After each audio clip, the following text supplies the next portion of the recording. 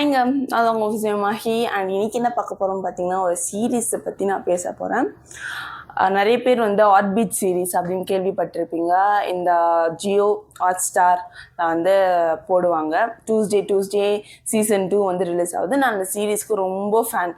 நான் வந்து எப்போவுமே அந்த சீரீஸ் பார்ப்பேன். டியூஸ்டே நான் உட்காந்து நான் அதுக்குன்னு டைம் ஸ்பெண்ட் பண்ணி பார்ப்பேன். பிகாஸ் அதில் ரொம்ப இன்ட்ரெஸ்டிங்கான கொண்டு போவாங்க.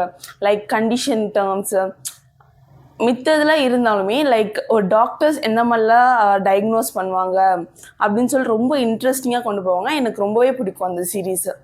ஸோ அந்த மாதிரி இன்றைக்கும் நான் பார்த்தேன். ஆக்சுவலாக டைம் என்னென்னு பார்த்தீங்கன்னா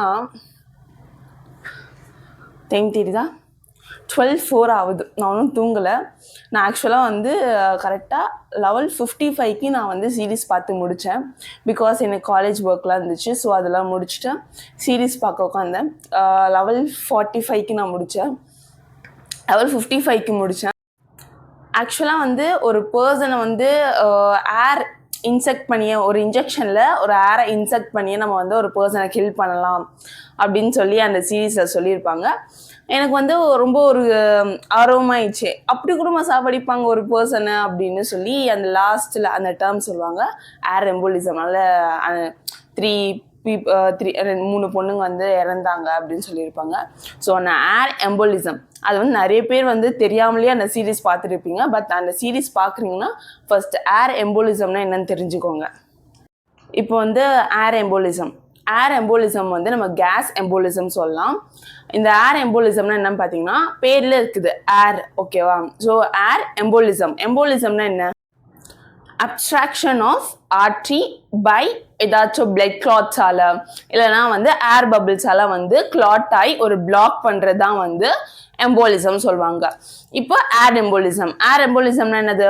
ஒரு ஏர் பபிள்ஸால் உங்களுடைய ஆர்ட்ரி இல்லைனா வெயின் வந்து பிளாக் ஆகிறது தான் உங்களுடைய ஏர் எம்போலிசம். எப்படி ஒரு ஊசி குத்துறதுனால உங்களுக்கு எப்படி ஏர் எம்போலிசம் வரும் அப்படின்னு கேட்டிங்கன்னா கண்டிப்பாக வரும். எப்படின்னு பார்த்தீங்கன்னா பட் இது வந்து ரொம்ப ரேர். இது போட்டிருப்பாங்க இந்த வெயினில் ஆர்ட்ரிஸ்லாம் இன்ஜெக்ஷன் போட்டு ஃப்ளூவிடை இன்செர்ட் பண்ணுவாங்க பார்த்தீங்களா? அந்த மாதிரி கேசஸில் தான் உங்களுக்கு ஏர் எம்போலிசம் மாதிரி ஒரு கண்டிஷன் வரத்துக்கு வாய்ப்பு இருக்குது. இதே உங்களுடைய க்ளூட் மசில்ஸில் இன்ஜெக்ஷன் ஒரு டெல்டாய்ட் மசில்ஸில் இன்ஜெக்ஷன் போடுவாங்க பார்த்தீங்களா? அந்த மாதிரி இடத்துலலாம் போடும் போது உங்களோட மசில்ஸில் வந்து இன்ஜெக்ஷன் போடும் போது உங்களுக்கு வந்து ஏர் எம்போலிசம் வராது. நீங்கள் எப்பயாச்சும் வெயின் இல்லைனா வந்து ஆர்ட்ரிஸில் போடும் போது தான் உங்களுக்கு ஏர் எம்போலிசம் மாதிரி ஒரு கண்டிஷன்ஸ் வரும்.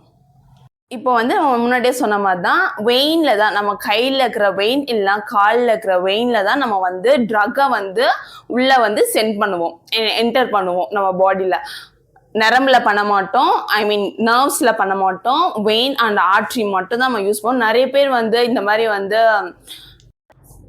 அதுதான் வந்து நர்வ் இன்ஜெக்ஷன் சொல்லுவாங்க நிறைய பேர். பட் வந்து நம்ம நர்வில் வந்து இன்ஜெக்ஷன் நம்ம போட மாட்டோம். நம்ம வந்து வெயின்லேயும் ஆர்ட்ரியில் மட்டும்தான் இன்ஜெக்ஷன் போடுவோம். நர்வில் நம்ம போட மாட்டோம், ஓகேவா? இப்போ அந்த வெயினில் வந்து நீங்கள் வந்து ஊசி இல்லைன்னா இன்ஜெக்ஷன் வந்து போடும் போது சில ஏர் பபிள்ஸ் வந்து இன்செக்ட் ஆகும், நம்ம பாடியில வந்து என்டர் ஆகும். இந்த ஏர் பபிள்ஸ் உள்ள நம்ம பாடியில போறனால நம்மளுக்கு வந்து ஏதாச்சும் ஸ்ட்ரோக்கு, ஹார்ட் அட்டாக்கு அப்படிலாம் வருமா பார்த்தீங்கன்னா ரொம்ப கம்மி சான்ஸ் தான். எப்படின்னு பார்த்தீங்கன்னா எந்த அளவுக்கு ஏர் பபிள்ஸ் உள்ள என்டர் ஆச்சுன்னா சான்ஸ் கம்மின்னு பார்த்தீங்கன்னா 0.2 to 0.3 அந்த ரேஞ்ச். எனக்கு கரெக்டாக ரேஞ்ச் தெரியல. அந்த ரேஞ்சில் வந்து உங்கள் ஏர் பபிள்ஸ் பாடியில் என்டர் ஆச்சுன்னா சான்ஸ் கம்மி தான். உங்களுக்கு cause of death, heart attack, stroke வர்றதுல அவ்வளோ வாய்ப்பு கிடையாது.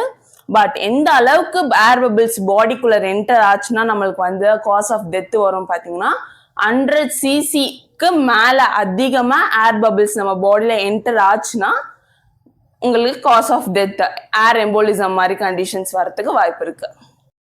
இப்போ ஏர் எம்போலிசம்னா நம்மளுக்கு என்னன்னு தெரிஞ்சிச்சு. ஒரு ஏர் நம்ம பாடியில் என்டர் ஆகி ஏர் பபிள்ஸ் என்டர் ஆகி அது பிளாக் பண்ணுறதுனால நம்மளுக்கு வந்து ஸ்ட்ரோக் இல்லைனா வந்து ஏதாவது கார்டியாக் அரெஸ்ட் வரத்துக்கு வாய்ப்பு இருக்கு. இது வந்து ஒன்லி இன்ஜெக்ஷன் வழியாக மட்டும்தான் நம்மளுக்கு ஏர் பபிள்ஸ்லாம் போகுமா அப்படின்னு கேட்டிங்கன்னா நோ. நம்மளுக்கு வந்து சர்ஜிக்கல் ப்ரொசீஜரில் கூட பிளட் ஸ்ட்ரீமில் ஏர் வந்து என்டர் ஆகிறதுக்கு வாய்ப்பு இருக்குது. ஃபார் எக்ஸாம்பிள் நெக்கில் நீங்கள் சர்ஜரி பண்ணும் போது இல்லை செஸ்ட்டில் இல்லைனா பிரெயினில் சர்ஜரி பண்ணும் போது high risk of entering the air into the blood stream. So அதுலேயுமே ஏர் எம்போலிசம் வரத்துக்கு வாய்ப்பு இருக்கு. அண்ட் ஏன் நம்ம கைனகாலஜிக்கல் சர்ஜரியில கூட நம்மளுக்கு வந்து ஏர் எம்போலிசம் வரத்துக்கு வாய்ப்பு இருக்கு. இன் சி செக்ஷன், நார்மல் டெலிவரி கிடையாது, சி செக்ஷன்ல வரத்துக்கு வாய்ப்பு இருக்கு இந்த ஏர் எம்போலிசம். ஸோ நிறைய ரிஸ்க் இருக்கு. ஏர் எம்போலிசம் வந்து இன்ஜெக்ஷனால மட்டும்தான் நம்மளுக்கு ஏர் எம்போலிசம் வரணும்னு வாய்ப்பு இல்லை. நம்மளுக்கு எந்த வெளியில வேணா நம்மளுக்கு வந்து ஏர் எம்போலிசம் வரத்துக்கு வாய்ப்பு இருக்கு. ஸோ நம்மளுக்கு ஏர் எம்போலிசம்னா என்னன்னு தெரிஞ்சிச்சு, அது காசஸ் எப்படிலாம் வரும்னு நம்மளுக்கு தெரிஞ்சிச்சு. ஸோ இப்போ வந்து சிம்டம்ஸ் என்னென்ன சிம்டம்ஸ்லாம் இருக்குன்னு பார்த்தீங்கன்னா